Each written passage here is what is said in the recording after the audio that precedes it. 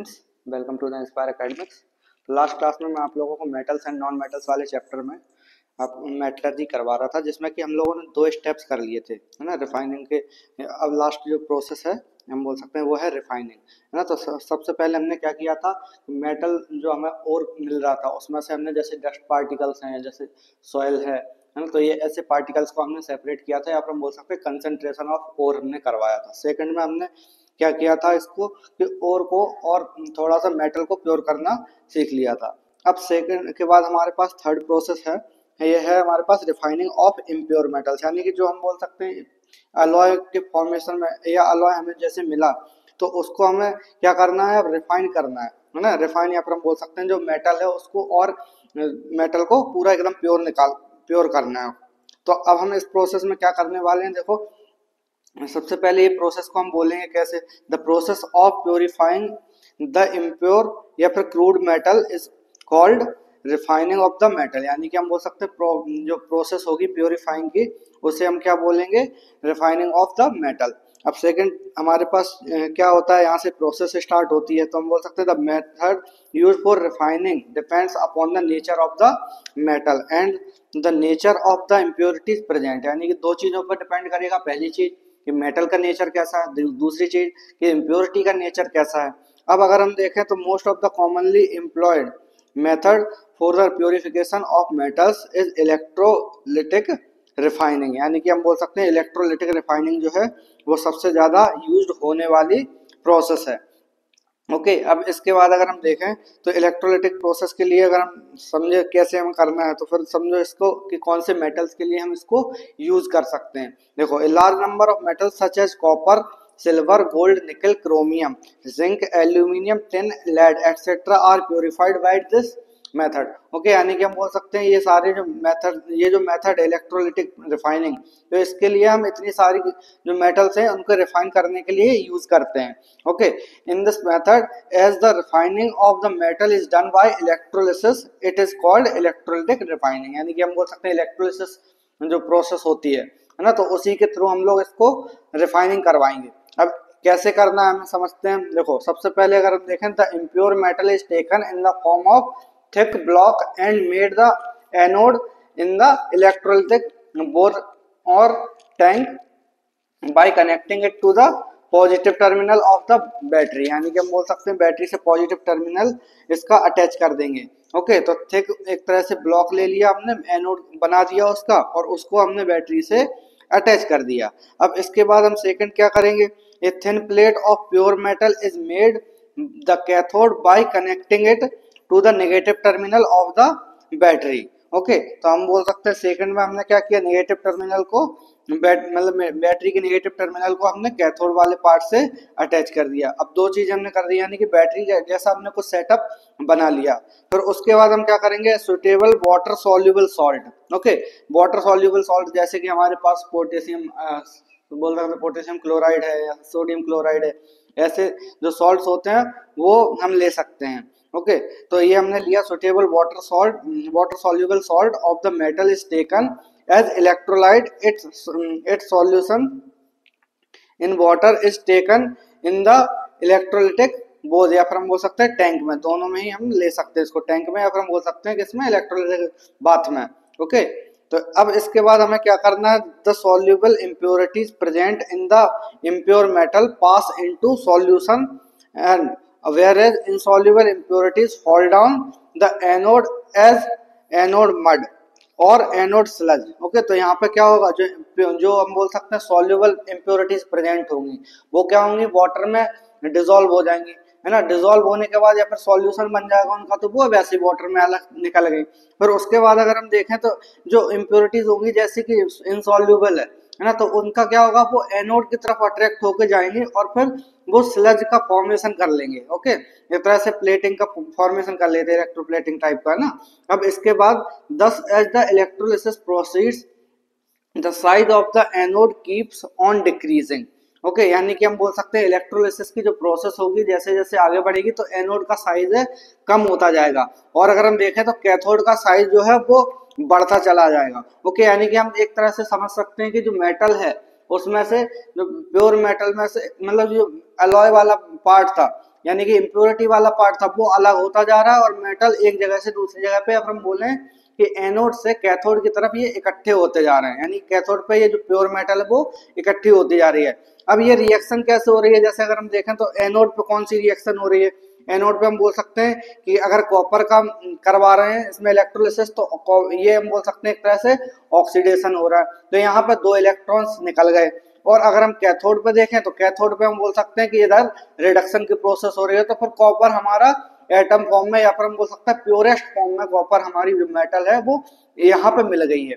Okay, तो ये हमारे पास प्रोसेस होती है जिससे कि हम रिफाइनमेंट करवा सकते हैं किसी भी मेटल का। ओके, तो इम्प्योर मेटल को हम प्योर में ऐसे कन्वर्ट कर सकते हैं, मतलब कि हमने अब क्या कर लिया, मेटलर्जी की जो तीनों स्टेप्स थे वो कंप्लीट कर लिए हैं। अब एक बार हम देख लेते हैं इसके जो मेटलर्जी है प्रोसेस, उसमें हम क्या कर सकते हैं, और कि मतलब कि ये प्रोसेस कैसे कैसे की थी, हमने स्टार्ट कहाँ से करी थी और अब हम क्या करने वाले हैं, है ना।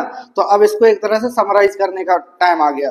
तो और लिया हमने, और को हमने क्या किया, पहले स्टेप से निकाला इसको, यानी कि कंसंट्रेशन ऑफ और हमने पहला स्टेप यहाँ पे कर दिया।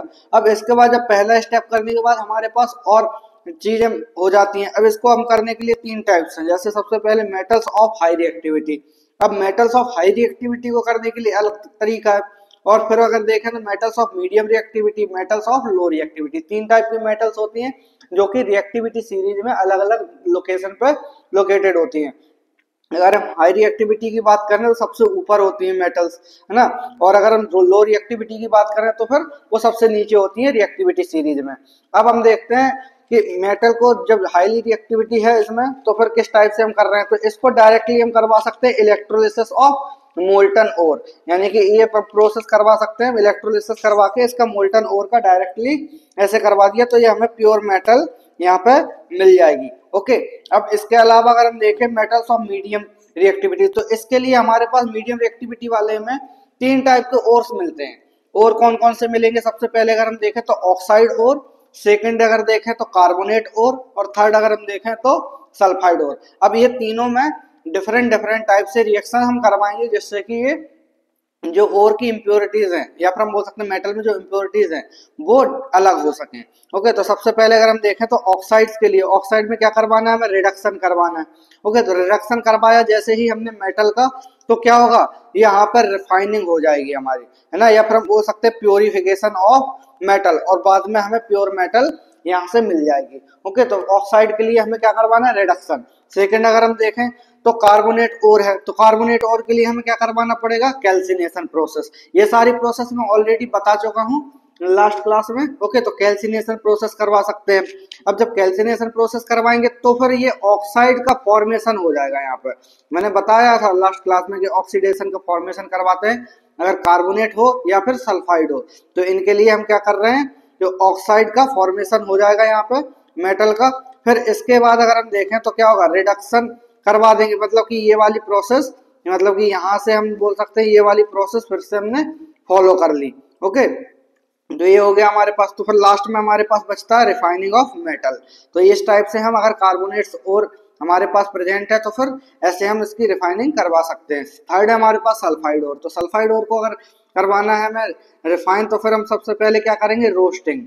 ओके, तो रोस्टिंग कर सकते हैं हम, तो रोस्टिंग के बाद हम बोलेंगे इसके ऑक्साइड के फॉर्म में ये आ जाएगा। ओके, दोनों में डिफरेंस क्या था, ये इन दोनों में ये होता है हम बोल सकते हैं ऑक्सीजन की प्रेजेंस में, और ये होता है कार्बन, जो कैल्सिनेशन है वो ऑक्सीजन की एब्सेंस में ये प्रोसेस होती है। ओके, अब इसके बाद अगर हम देखें तो ये रोस्टिंग जैसे ही हमने करवाया तो फिर से ये भी ऑक्साइड ऑफ मेटल में कन्वर्ट हो गया। जब ऑक्साइड में कन्वर्ट हो गया तो फिर हम फिर से बोल सकते हैं कि रिडक्शन करवा दो, इसका रिफाइनिंग ऑफ मेटल हो जाएगा हमारी। जब रिफाइनिंग हो गया मेटल का तो हमें मेटल प्योर मिल जाएगी। ओके, तो ये सारी प्रोसेस हमारे पास है। अब इसके बाद अगर हम देखें तो थर्ड टाइप का है हमारे पास metals of low reactivity. Okay, तो जब मेटल हमारे पास लो रिएक्टिविटी की होगी तब हम बोल सकते हैं कि इसमें सिर्फ एक ही टाइप का ओर प्रेजेंट होता है, जो कि होता है हमारा सल्फाइड ओर। ओके, तो सल्फाइड ओर प्रेजेंट है तो फिर हम इसको रोस्टिंग करवाएंगे, यानी कि सेम ऐसे प्रोसेस। तो जब रोस्टिंग करवाया हमने तो यहाँ से हमें मेटल मिल गया, या फिर हम बोल सकते हैं ऑक्साइड मिल जाएगा ओर का। यहाँ पे मैंने ऑक्साइड नहीं लिखा है, मैं लिख देता हूँ एक बार, ऑक्साइड। ओके, तो ऑक्साइड मिल जाएगा हमें, ऑक्साइड ऑफ मेटल। और इसके बाद हम बोल सकते हैं क्या करवाएंगे हम, रिफाइनमेंट या फिर रिफाइनिंग ऑफ मेटल। तो फिर हमें लास्ट में हमें मिल जाएगा क्या, प्योर मेटल, जो कि हमारा पर्पज है पूरे मेटलर्जी के लिए।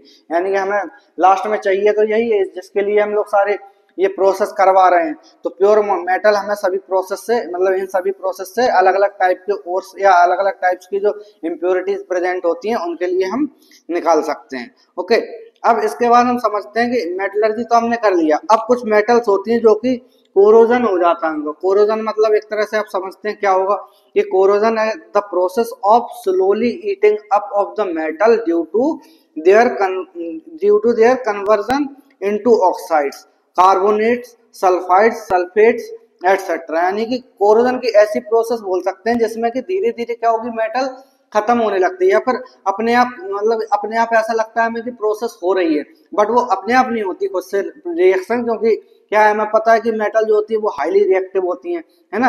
तो जब हाईली रिएक्टिव है तो फिर हम बोल सकते हैं कोई सा भी एलिमेंट आएगा उसके पास में और वो रिएक्शन कर देगा और वो मेटल अपनी प्रॉपर्टीज को लूज कर देगा। ओके, तो इसलिए हम बोल सकते हैं, तो कोरोजन एक स्पेसिफिक ऐसी रिएक्शन है जिसमें कि हम बोलेंगे कि जब एटमॉस्फेरिक गैसेस के साथ में और मॉइस्चर की प्रेजेंस में रिएक्शन हो, है ना। रिएक्शन कब हो, एटमॉस्फेयर की जो गैसेस हैं उनके साथ में और मॉइस्चर की प्रेजेंस में हो रिएक्शंस। और हम बोल सकते हैं स्लोली स्लोली रिएक्शन होती है और ये मेटल धीरे धीरे खत्म होने लगती है। और अब इसके जो प्रोडक्ट्स हैं वो क्या क्या बनते हैं, सबसे पहले हम बोल सकते हैं कि ऑक्साइड, जो कि हम जनरली पढ़ते भी हैं सबसे ज्यादा।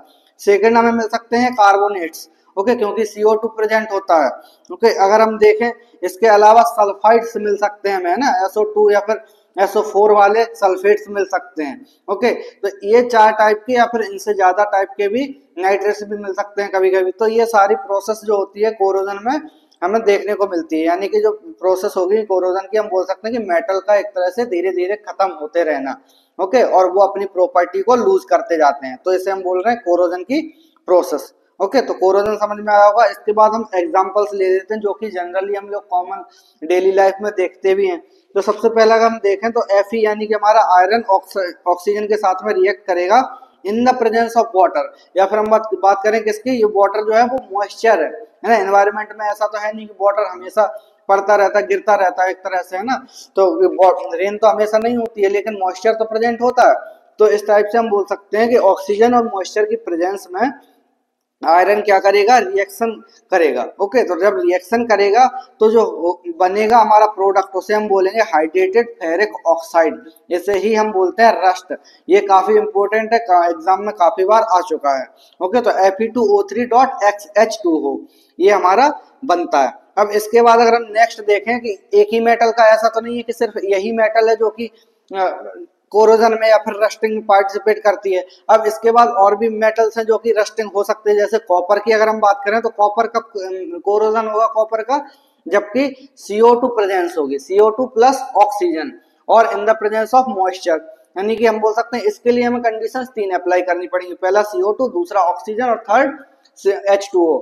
ये जब तीनों प्रेजेंट होगा तो फिर हम बोल सकते हैं इसमें क्या बनेगा, basic copper carbonate. Okay, basic copper carbonate बनेगा यहाँ से CuCO3.CuOH ट्वाइस। ओके, तो इस टाइप से हमारे जो कोरोजन की प्रोसेस है वो होती है। अब इसके बाद अगर हम देखें तो ये जो रिएक्शन है इसमें कलर मिल रहा है हमें ग्रीन, यानी कि कॉपर।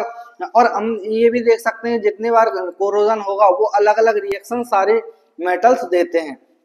ओके, मतलब कि हम बोल सकते हैं कि जितने टाइप के मेटल्स होंगे उतने टाइप के अलग अलग कलर्स हम निकाल के रख सकते हैं। फिर हम कोई सा भी मेटल है या फिर बोल सकते हैं ये जो प्रोसेस होती है एक तरह से हम बर्निंग भी बोल देते हैं कभी कभी, लेकिन ये बर्निंग प्रोसेस नहीं है क्योंकि हमें पता है कि कॉपर क्या होता है, एक तरह से ऑक्सीजन के साथ में डायरेक्टली कभी भी रिएक्शन नहीं करता। लेकिन क्या हो जाता है, ये हमने ऑलरेडी ये पढ़ा हुआ है कि ऑक्सीजन के साथ में डायरेक्टली रिएक्शन नहीं करता। बट हम बोल सकते हैं कि जब कॉपर है तो कॉपर कार्बन डाइऑक्साइड और H2O के साथ में रिएक्ट करेगा और हमारा बेसिक कॉपर कार्बोनेट ये बना लेगा। ओके, तो इस टाइप से हम इस रिएक्शन को समझ सकते हैं कि कोरोजन की रिएक्शंस कैसे होती हैं डिफरेंट डिफरेंट मेटल्स में।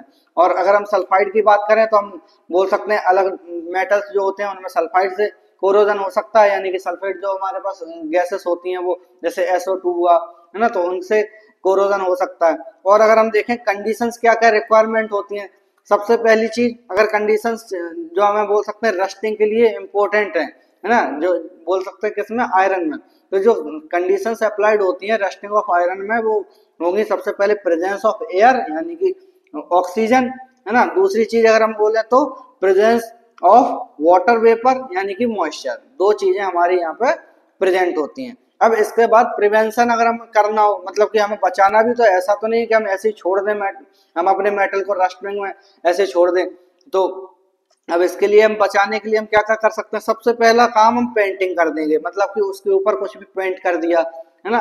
तो पेंट मतलब कि जो वार्निश वगैरह आती है उससे हमने पेंट कर दिया मेटल पे, तो क्या होगा हमारे पास जो प्रिवेंशन है या फिर जो कोरोजन की प्रोसेस है वो स्लो हो जाती है। इसलिए जो मेटल के डोर्स होते हैं या फिर कोई सा भी ऑर्नामेंट्स होते हैं या फिर हम बोल सकते हैं कुछ भी ऐसे, कुछ भी मतलब कि हम बोल सकते हैं बर्तन हुए, यूटेंसिल्स, तो उनमें क्या करना पड़ता है, मेटल के ऊपर पेंट करना पड़ता है। ओके, और अगर हम दूसरी चीज देखें तो ग्रीसिंग कर सकते हैं या ऑयलिंग कर सकते हैं। जैसे जो हमारे व्हीकल्स होते हैं, है ना, ऑटोमोबाइल्स में पार्ट्स होते हैं कुछ, तो उनमें क्या कर देते हैं, ग्रीसिंग या ऑयलिंग की रिक्वायरमेंट उनको कंटिन्यूअसली होती है जिससे कि रस्टिंग ना हो। और उसके अलावा अगर हम देखें तो गैल्वेनाइजेशन कर सकते हैं। अब गैल्वेनाइजेशन क्या है, हमारे पास एक तरह की प्रोसेस है जिसमें कि हम करेंगे क्या, coating iron objects with a thin layer of zinc is called galvanisation. यानी कि हम बोल सकते हैं कि आयरन के जो मेटल्स होंगे, आयरन के जितने भी बोल सकते हैं कुछ भी बोल सकते हैं ऑब्जेक्ट हुए, है ना, कोई सा भी ऑब्जेक्ट हुआ आयरन का, उसके ऊपर हमने जिंक की कोटिंग करवा दी, तो उस प्रोसेस को हम बोल रहे हैं गैल्वेनाइजेशन। ओके, इसके बाद अगर हम फोर्थ टाइप देखें जिससे हम प्रिवेंट कर सकें, तो वो है coating of tin, chromium and निकल। ओके, तो ये हम बोल सकते हैं क्या होगा, ये क्योंकि हमें पता है एनवायरनमेंट में ये नॉर्मली रिएक्ट नहीं करेंगे, तो इसीलिए हम इनका कोटिंग करवा रहे हैं। जब हम इनकी कोटिंग करवा देंगे तो फिर आयरन हमारा सेफ रह जाएगा, और इनकी थिन लेयर में हम इनकी कोटिंग करवाएंगे। ओके, और अगर फिफ्थ देखें तो अलॉय बना दो। अलॉय क्या होता है, अलॉइंग विद निकल एंड क्रोमियम। तो अलॉय क्या होगा हमारे पास, हम आगे और समझेंगे इसको। तो अलॉय का फॉर्मेशन भी करवा सकते हैं, जैसे कि हम बोल सकते हैं निकल और क्रोमियम के साथ में मिक्स कर दिया हमने आयरन को, तो फिर वो अलॉय का फॉर्मेशन कर लेते हैं। ओके, अब कोरोजन जो होगा, कोरोजन ऑफ एल्यूमिनियम की बात करें तो कोरोजन कैसे देखने को मिलेगा हमें, एल्यूमिनियम में या अदर मेटल्स में। तो सबसे पहले इसमें समझते हैं हम कि aluminium objects lose their lustre. Lustre क्या होता है, शाइनी सरफेस। ओके, मैं ऑलरेडी बता चुका हूँ प्रॉपर्टीज में 2-3 बार, एक बार और समझ लो कि लस्टर जो होता है शाइनी सरफेस होता है मेटल को, जो कि लूज कर देगा, कब कर देगा, and become dull after some time. Okay, हमने देखा भी होगा, नोटिस भी किया होगा, कोई सा भी एल्यूमिनियम का ऑब्जेक्ट होता है उसको अगर हम मेंटेन करके ना रखें तो उसमें लस्टर जो होता है वो लूज कर देता है। ओके, यानी कि शाइनी सरफेस अपनी लूज कर देगा। तो फिर हम बोलेंगे क्या, this is due to corrosion of aluminium. Okay, हम बोल सकते हैं क्या होगा, कोरोजन हो जाएगा एल्यूमिनियम में, इसी वजह से ये प्रोसेस होती है। When aluminium is exposed to moist air, its surface is covered with a thin impervious या फिर हम बोल सकते हैं not penetrable layer of the aluminium oxide. यानी कि हम बोल सकते हैं जो एल्यूमिनियम क्या होगा, इसमें ऑक्सीजन की प्रेजेंस में रिएक्ट करेगा और एल्यूमिनियम Al2O3 इस टाइप से ये रिएक्ट कर लेगा। बैलेंस नहीं किया मैंने इक्वेशन को, कर लेना थोड़ा, है ना। अब इसके बाद क्या होगा, this layer does not allow moist air to come in contact with the metal and hence protect the metal underneath. Okay, underneath from further damage. यानी कि ये क्या करेगा, बाद में ऑक्सीजन ने जो लेयर बना ली Al2O3 की, तो फिर ये अंदर वाली जो एल्यूमिनियम प्रेजेंट है, तो अंदर वाली एल्यूमिनियम को ये डैमेज नहीं करने देता, एक तरह से लेयर हमने बना दिया तो। ओके, या फिर वो ऑटोमेटिकली बन भी जाती है कभी कभी। फिर इसके बाद अगर हम देखें, thus a common metal which is highly resistant to corrosion is aluminium. यानी कि हम बोल सकते हैं एल्यूमिनियम के लिए हाईली जो रेजिस्टेबल होती है वो एल्यूमिनियम की होती है, लेकिन इसकी जो सबसे ऊपर वाली सरफेस होगी वो थोड़ी बहुत कोरोजन में पार्टिसिपेट कर लेती है, जिससे कि Al2O3 का फॉर्मेशन हो जाता है, और Al2O3 का फॉर्मेशन होने की वजह से ये अपना शाइनी सरफेस लूज कर देता है। अब इसके बाद अगर हम देखें तो सिमिलरली और क्या हो सकता है, टाइटेनियम होता है ना, एल्यूमिनियम हो गया तो टाइटेनियम भी होता है। टाइटेनियम क्या करता है, forms their impermeable film, okay, of titanium oxide. यानी कि TiO2 का ये फॉर्मेशन कर देते हैं, जैसे कि इसमें Al2O3 का फॉर्मेशन हो रहा था वैसे इसमें TiO2 का भी फॉर्मेशन हो जाता है on its surface which protects it from further damage, यानी कि ये क्या करेगा, बाद में जो डैमेज होने वाले हैं मेटल्स को, वो सारे मेटल्स को रोक लेता है। ओके, अब अगर हम बात करें अचीवमेंट्स की, तो अचीवमेंट्स क्या क्या हमें मिले हैं, ये जो कि इंडियन जो मेटलर्जिस्ट ने निकाले हैं अभी तक, इंडियन मेटलर्जी में क्या क्या अचीवमेंट मिल चुके हैं हमें। तो इसमें अचीवमेंट्स हमारे पास, the method of preventing iron from rusting has been known since thousands of years, यानी कि जो रस्टिंग की प्रोसेस आज हम समझ रहे हैं कि रस्टिंग को कैसे रोकना है, तो उस प्रोसेस को हम बोल सकते हैं थाउजेंड ऑफ ईयर्स पहले ही ये डिस्कवर कर लिया गया था। अब इसका प्रूफ क्या है हमारे पास, जैसे आयरन पिलर है ना, तो आयरन पिलर है कुतुब मीनार के पास, है ना, कुतुब मीनार के पास आयरन पिलर है ना, ये कहाँ पर लोकेटेड है, दिल्ली में, है ना, न्यू दिल्ली में ये प्रेजेंट है। तो हम बोल सकते हैं ये जो आयरन पिलर है, लगभग हम बोल सकते हैं कब 400 BC में ये बनाया था, या फिर हम बोले ये लगभग 2000 साल पहले ये बनाया गया। And stand in a good condition, अभी तक ये क्या बोल सकते हैं कि गुड कंडीशन में अच्छे खासा ये बना हुआ है। ये ऐसा है कि हम बोल सकते हैं ये इसका साइज क्या होगा, 8 मीटर हाइट होगी इसकी, और अगर हम वेट की बात करें तो 6000 kg, या फिर हम बोले कि 6 टन इसका वजन है। यानी कि हम बोल सकते हैं 2000 साल से एक कोई पिलर है वो अभी तक खड़ा हुआ है आयरन का। इन जनरल अगर हम प्योर आयरन को रख देते तो वो अभी तक कोरोजन में कब का खत्म हो गया होता, लेकिन हमने क्या किया है उसमें थोड़ा सा फॉस्फोरस का कंटेंट ऐड कर दिया, तो जिसकी वजह से वो अभी तक बचा हुआ है ना। तो हम बोल सकते हैं एक तरह से अलॉय टाइप का थोड़ा सा बनाया, बट पूरा अलॉय नहीं बोल सकते हम उसको। तो इस टाइप से हमने इसको प्रिवेंट करने का जो तरीका है वो बहुत पहले ही निकाल लिया था। ओके, तो अभी हम नेक्स्ट करने वाले हैं क्या, अलॉय। ओके, तो नेक्स्ट हम अलॉय करेंगे नेक्स्ट क्लास में। तो आज की क्लास में हम इतना ही रखते हैं, नेक्स्ट क्लास में मिलते हैं। So thanks for watching, like share and subscribe.